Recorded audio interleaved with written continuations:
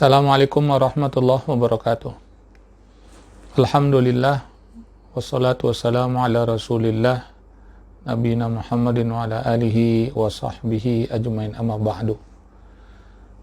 Qala Allah ta'ala fil Qur'anil Karim, ya ayyuhalladzina amanu ittaqullaha haqqa tuqatih wa la tamutunna illa wa antum muslimun.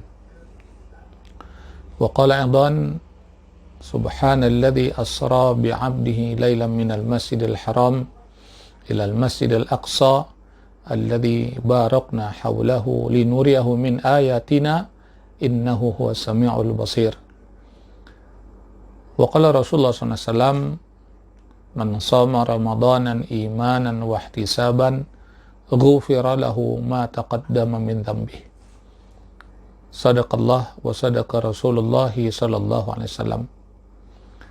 Saudara-saudaraku yang dimuliakan oleh Allah Subhanahu wa Ta'ala, dimanapun Anda yang dapat mengikuti acara pada saat ini, yang saya hormati Bapak-bapak, Ibu-ibu, kaum muslimin wal muslimat rahimakumullah.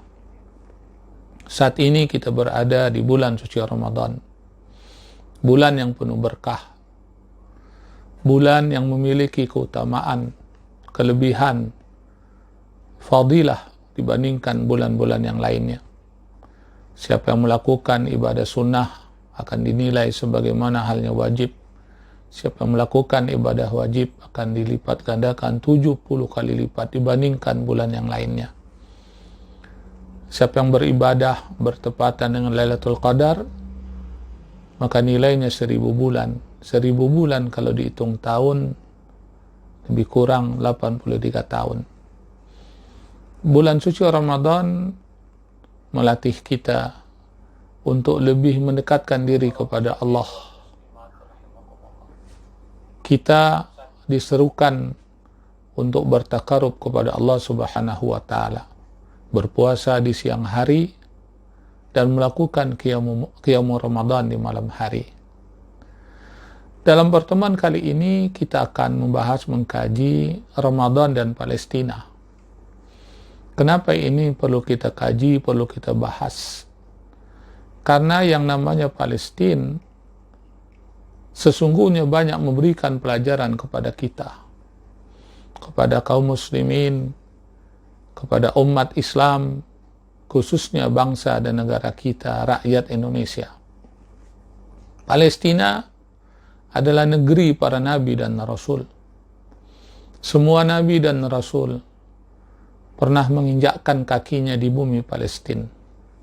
Bahkan Rasulullah SAW secara khusus pada peristiwa Isra wal Mi'raj diperjalankan oleh Allah Subhanahu wa Ta'ala, datang ke Baitul Maqdis, salat di Masjidil Aqsa, kemudian Mi'raj ke langit pertama, kedua, ketiga, keempat, kelima, keenam, ketujuh, kemudian ke Sidratul Muntaha, mendapatkan perintah solat 5 kali sehari semalam.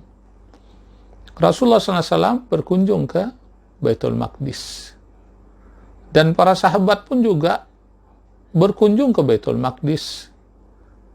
Generasi tabi'in, salafus saleh, mereka pun juga rindu dengan Baitul Maqdis. Baitul Maqdis berada di Palestina. Oleh karena itulah di bulan suci Ramadan ini kita mengkaji, membahas Ramadan dan Palestina untuk sama-sama kita mengambil pelajaran di dalamnya. Saudara-saudaraku yang dimuliakan oleh Allah Subhanahu wa Ta'ala, ketika kita masuk bulan suci Ramadan, sudah sekian hari kita melakukan puasa, kemudian malamnya melakukan sholat tarawih, ditutup dengan sholat witir. Maka di siang hari kita merasakan lapar dan haus. Bibir kita kering, tenggorokan kita kering, badan kita letih, lemah.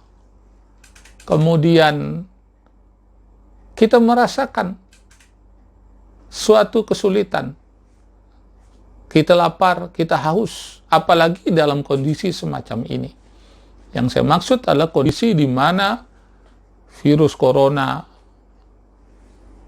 merambah ke pelosok negeri, menjadi wabah ke pelosok negeri, termasuk ke negeri kita. Kita merasakan bagaimana lockdown di mana-mana. Orang nggak bisa keluar, mereka hanya bertahan di rumah.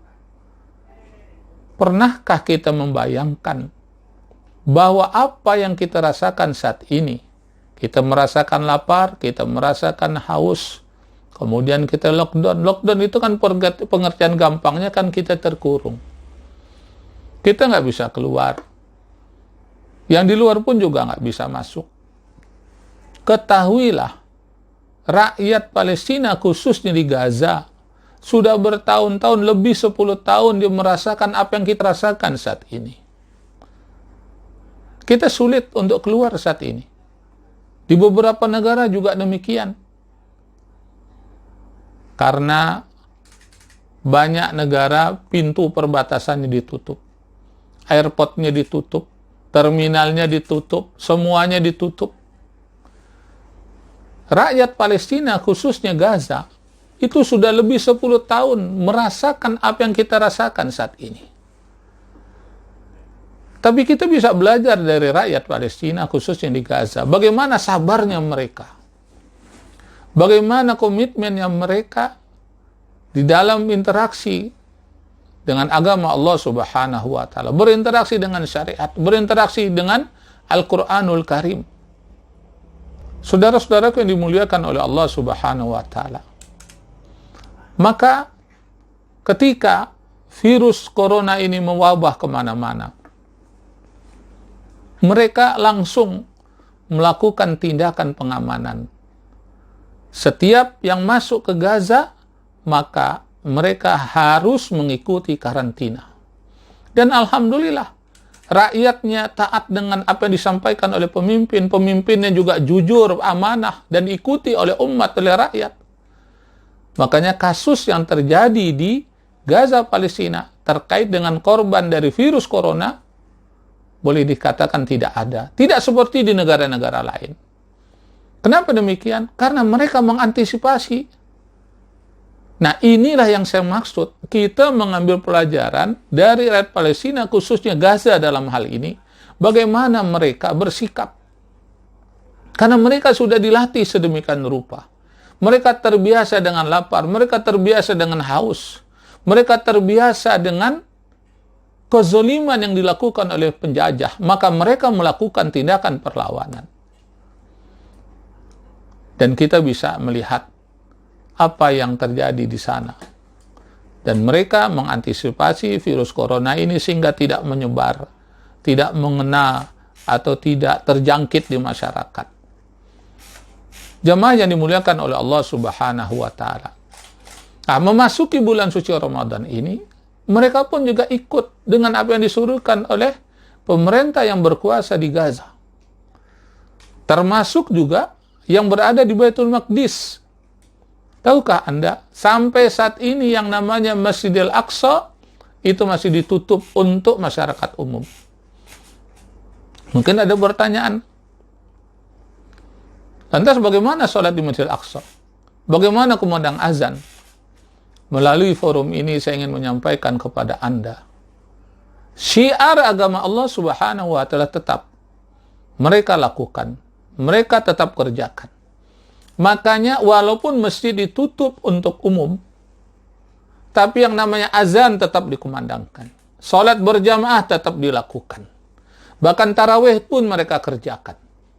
Cuman dengan jumlah jamaah yang terbatas. Yang melakukan salat tarawih, yang melakukan salat di dalam Masjid Aqsa atau masjid yang berada di Gaza pada umumnya, imamnya, muazzinnya, pengurus masjidnya. Jadi kita harus mengetahui informasi secara utuh dan menyeluruh. Jangan sampai kita menyebarkan hoak Masjidil Aqsa aja ditutup. Karena pemahaman orang ditutup, akhirnya sholat tidak dilakukan, azan tidak dikumandangkan. Bukan itu, saudara. Ditutup untuk orang umum, untuk masyarakat umum. Sebagai antisipasi, jangan sampai terkena wabah virus corona.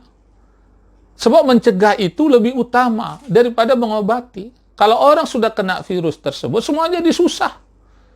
Apalagi masyarakat Palestina yang masih terjajah, diintimidasi, diblokade oleh zona Israel. Kalau ada di antara warga mereka terkena virus corona, apa nggak susah mereka?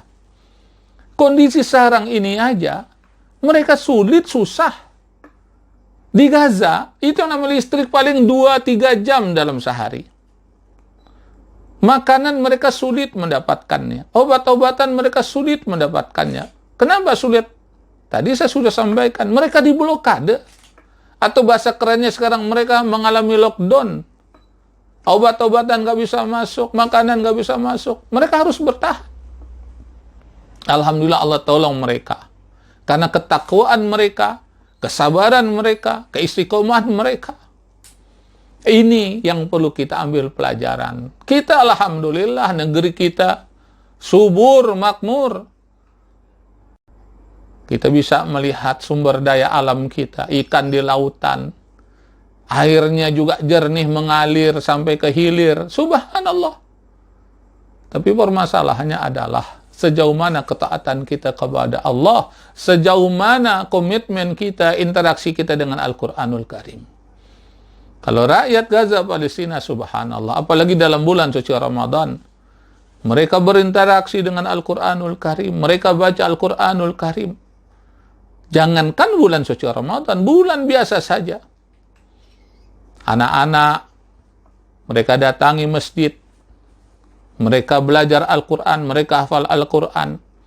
Bahkan mereka punya program minimal setiap rumah satu orang hafal Al-Quranul Karim. Saya ulangi lagi, minimal tiap rumah satu orang hafal Al-Quranul Karim. Sekarang kita bertanya pada diri kita, Bapak, Ibu, punya keluarga, punya anak, ada nggak program dalam rumah tangga kita, minimal di antara anak saya ini satu orang hafal Quran? Kalau belum ada mulai saat ini di Ramadan 1441 Hijriah, berbulat tekad, berniat, dan ikhtiar. Di antara anak saya, di antara cucu saya, di antara keluarga saya, minimal satu orang hafal Quran. Sehingga mereka yang hafal Quran, biiznillah dengan izin Allah Subhanahu wa Ta'ala, dia akan memberikan syafaat buat ahli keluarganya, khusus untuk orang tuanya. Akan diberikan mahkota nanti di akhirat kelak. Kita mengambil pelajaran dari rakyat Palestina. Ramadan disebut dengan Syahrul Quran. Berinteraksi dengan Al-Quran. Dan mereka sudah tunjukkan itu. Dan masyarakat dunia tahu. Jemaah yang dimuliakan oleh Allah Subhanahu wa Ta'ala. Kemudian, bagaimana kesabaran mereka? Kita merasakan lapar di siang hari tadi. Mereka merasakan lapar berhari-hari, bukan sehari. Berhari-hari. Kan saya sudah katakan tadi, mereka itu diblokade oleh Zionis Israel sebagai penjajah, itu lebih dari 10 tahun. Mereka sulit mendapatkan kebutuhan pokok, tapi mereka sabar. Mereka nggak beringas. Mereka tetap sabar, mereka tetap disiplin. Dia tunjukkan akhlak Islam. Mereka lapar, tapi tidak mencerminkan orang kelaparan. Beda orang lapar dengan orang kelaparan. Kalau orang kelaparan kadang-kadang mereka tidak terkendali, emosinya tidak terkendali, kesabaran tidak terkendali. Akhirnya apa? Dia nggak tahu lagi membedakan halal dan haram. Dia tidak lagi membedakan yang pantas dan tidak pantas. Dia tidak mampu lagi membedakan ini terkait dengan etika atau tidak, punya adab atau tidak, akhlak atau tidak. Makanya sering kita mendengar karena alasan lapar, kemudian dia menyambret, kemudian dia mencuri, kemudian dia menggarong, kemudian dia melakukan maksiat. Padahal ketika seorang itu melakukan perbuatan yang tercela, yang dilarang oleh Allah Subhanahu wa Ta'ala, kemudian dia masukkan ke dalam mulutnya, mengalir di dalam tubuhnya barang yang haram, maka orang ini sulit untuk diajak kebaikan. Nah, oleh karena itulah kita sedikit banyak mengambil pelajaran ibrah dari saudara-saudara kita di Palestina, baik itu yang berada di Gaza, baik itu yang berada di Baitul Maqdis, yang berada di tepi barat. Mereka tetap berjuang. Kemarin ini saya mendapatkan kabar bagaimana pejuang Palestina yang berada di bawah, di lorong, di gorong-gorong di bawah tanah di Gaza. Mereka meninggal dunia di bulan suci Ramadan, tertimpa runtuhan. Dari sini kita mendapatkan pelajaran bahwa pejuang-pejuang Palestina tetap mereka dalam keadaan siaga. Yang di atas di perbatasan mereka siaga, agar jangan sampai tentara Israel masuk, melakukan invasi gerakan ke dalam Gaza. Di bawah tanah mereka tetap melanjutkan kerja-kerja mereka. Dan ini pelajaran buat kita. Di bulan suci Ramadan, bukan berarti mereka berleha-leha, mereka bersantai-santai, tidak. Mereka di bulan suci Ramadan tetap dia disiplin, mereka tetap bekerja, menjaga tanah airnya, menjaga rakyatnya, mereka menjaga di perbatasan. Jadi Ramadan bukan untuk kita bersantai-santai, tapi Ramadan adalah bulan perjuangan. Kita mengetahui perang Badar itu terjadi dalam bulan suci Ramadan. Kita mengetahui proklamasi negara Indonesia 17 Agustus tahun 45 itu dalam hitungan Masehi. Tapi dalam hitungan Hijriah kita merdeka di bulan suci Ramadan. 9 Ramadan, bulan yang penuh berkah. Jamaah yang dimuliakan oleh Allah Subhanahu wa taala, kaum muslimin dimanapun Anda mengikuti acara pada saat ini. Kemudian pelajaran dapat kita ambil adalah saudara-saudara kita di Palestina, walaupun mereka dalam keadaan sulit, dalam keadaan terjajah di bulan Ramadan ini, mereka juga berdoa. Siapa yang didoakan oleh mereka? Mereka bukan saja mendoakan dirinya. Mereka bukan saja mendoakan bangsa Palestina agar merdeka, yang di Gaza agar dapat sholat di Masjidil Aqsa. Ketahuilah, mereka juga mendoakan kita, mendoakan bangsa Indonesia. Indonesia dikenal oleh mereka. Bukan saja saat ini mereka kenal. Dari dulu mereka sudah kenal Indonesia. Bahkan sejarah mencatat sebelum kemerdekaan Indonesia diproklamirkan oleh Soekarno-Hatta, mereka sudah memberikan dukungan, sokongan kepada bangsa Indonesia. Dan itu ditandai dengan sokongan dari Mufti Palestina, Syekh Muhammad Amin Al-Husaini. Bahkan Muhammad Ali Tahir memberikan tabungannya, seluruh tabungannya kepada delegasi Indonesia yang pada saat itu dipimpin oleh Haji Agus Salim. Dia datang ke Mesir, kemudian bertemu dengan tokoh Palestina, diantaranya adalah Muhammad Ali Tahir, seorang saudagar kaya, dan juga bertemu dengan Mufti Palestina yang bernama Syekh Muhammad Amin Al-Husaini. Ketika dia mendengar Indonesia juga terkena corona, mereka juga mendoakan kita. Anak-anak yatim mendoakan kita. Para janda mendoakan kita. Pemimpin-pemimpin mereka juga mendoakan kita. Mujahidin-mujahidin yang sedang menjaga perbatasan juga mendoakan kita. Padahal jarak Indonesia dengan Palestina jauh, ribuan kilometer. Tapi karena mereka tahu Indonesia negeri Muslim, banyak para ulamanya, banyak pesantrennya, banyak masjidnya, banyak dermawannya, banyak orang-orang baiknya, dia doakan kita. Lantas bagaimana dengan kita? Makanya saya menyerukan kepada kita semua. Ini bulan suci Ramadan.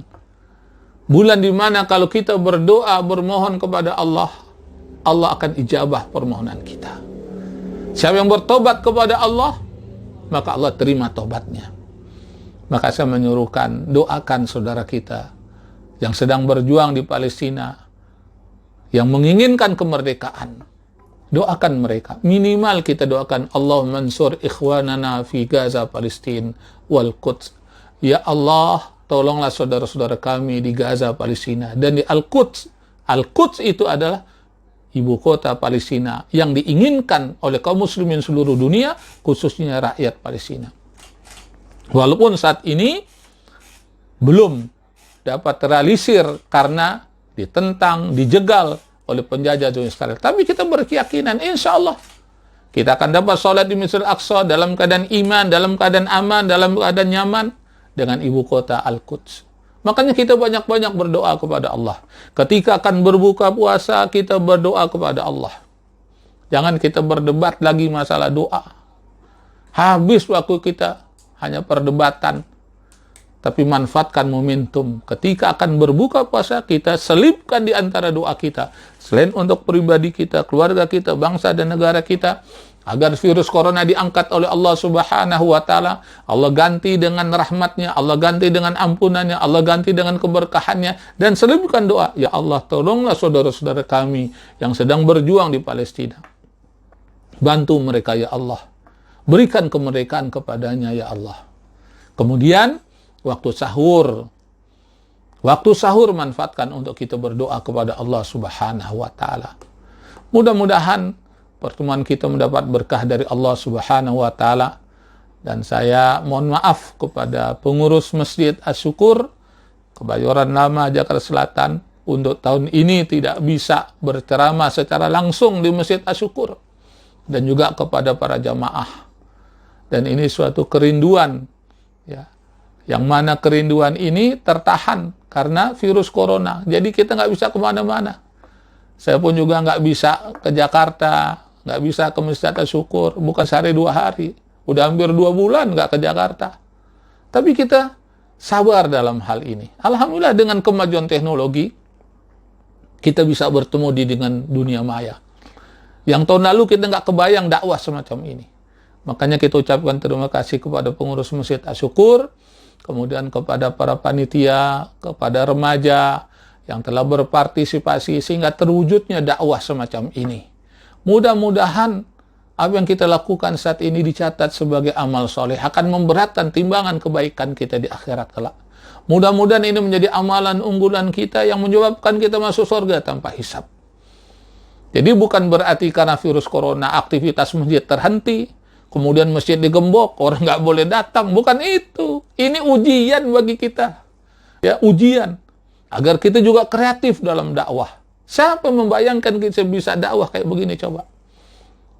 Tahun lalu nggak kebayang, saudara. Apalagi 5 tahun, 10 tahun yang nggak kebayang kayak begini. Tapi karena kita bersungguh-sungguh, Allah berikan solusi, Allah berikan jalan keluar. Alhamdulillah. Sekarang kita bisa bertemu dengan dunia maya. Oleh karena itu, saya menyuruhkan kepada kita semuanya, berkaitan dengan Palestina yang masih terjajah, yang mereka masih berjuang, selain doa, maka bantu mereka dengan infak terbaik kita. Kalau tahun-tahun yang lalu di Masjid Asy-Syukur, biasanya saya gelar sorban. Silakan yang memberinfak, silakan. Mumpung bulan suci Ramadan.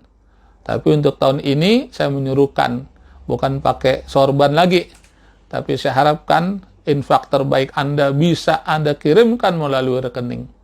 Karena sekarang udah canggih. Tinggal pencet-pencet aja kita udah bisa berinfak. Maka insya Allah apa yang kita lakukan mendapat berkah dari Allah Subhanahu wa Ta'ala. Nah, mungkin ada pertanyaan, nomor rekeningnya berapa Ustadz? Nah, saya sebutkan ini infak peduli Al-Aqsa Palestina, Bank Muamalat Indonesia atau BMI, cabang Slipi, nomor rekening, kode banknya dulu 147, nomor rekening 3110000, kosongnya 3 kali, 4427, atas nama Nurdin QQ Kispa. Nah, silakan Anda memberikan infak terbaiknya, dan insya Allah ini semua akan kita sampaikan kepada saudara-saudara kita di Palestina. Dan Kispa komitmen dari dulu, bukan saat ini aja, 1 rupiah pun tidak kita ambil. Anda kalau bantu kami, doakan kami biar kami istiqomah dalam berjuang. Sehat walafiat, murah rezeki, panjang umur dalam taat kepada Allah Subhanahu wa Ta'ala. Dan insya Allah apa yang sudah kita niatkan akan dicatat sebagai amal kebaikan oleh Allah Subhanahu wa Ta'ala. Saya ulangi lagi, nomor rekening Bank Muamalat Indonesia 31100004427 atas nama Nurdin QQ Kispa. Mudah-mudahan pertemuan kita mendapat berkah dari Allah Subhanahu wa Ta'ala. Sebelum kita akhiri kajian kita pada saat ini, mari kita berdoa kepada Allah Subhanahu wa Ta'ala. Kita doakan saudara-saudara kita di Palestina dan juga saudara-saudara kita di Suriah, juga saudara-saudara kita di Rohingya dan di tempat-tempat yang lainnya. Mudah-mudahan pertemuan kita mendapat berkah dari Allah Subhanahu wa Ta'ala. A'udzu billahi minasyaitonir rajim. Bismillahirrahmanirrahim. Alhamdulillahirabbil alamin. Subhanallah wa bihamdihi adada khalqihi wa ridha nafsihi wa zinata 'arsyihi wa midada kalimatihi. Subhanallah wa bihamdihi adada khalqihi wa ridha nafsihi wa zinata 'arsyihi wa midada kalimatihi. Subhanallah wa bihamdihi adada khalqihi wa ridha nafsihi wa zinata 'arsyihi wa midada kalimatihi. Allahumma shalli ala Muhammad wa ala ali Muhammad. Ya Allah, ya Rahman, ya Rahim, ya Dzal Jalali wal Ikram. Kami mohon kepadamu, ya Allah. Kami meminta kepadamu, ya Allah. Kami berdoa kepadamu, ya Allah. Iyyaka na'budu wa iyyaka nasta'in. Iyyaka na'budu wa iyyaka nasta'in. Iyyaka na'budu wa iyyaka nasta'in. Hanya kepada Engkau, ya Allah, kami mengabdi. Hanya kepada Engkau kami meminta. Ampunlah segala dosa dan kesalahan kami. Maafkanlah kekhilafan kami. Ampunlah segala dosa dan kesalahan yang pernah kami lakukan, ya Allah. Dosa dari ujung rambut sampai ujung kaki. Dosa kedua mata kami, dosa kedua telinga kami, dosa mulut kami, dosa lidah kami, dosa kedua tangan kami, dosa kedua kaki kami, dosa alat kemaluan kami, dosa kulit kami. Ampunilah, ya Allah. Kami bertobat kepadamu, ya Allah.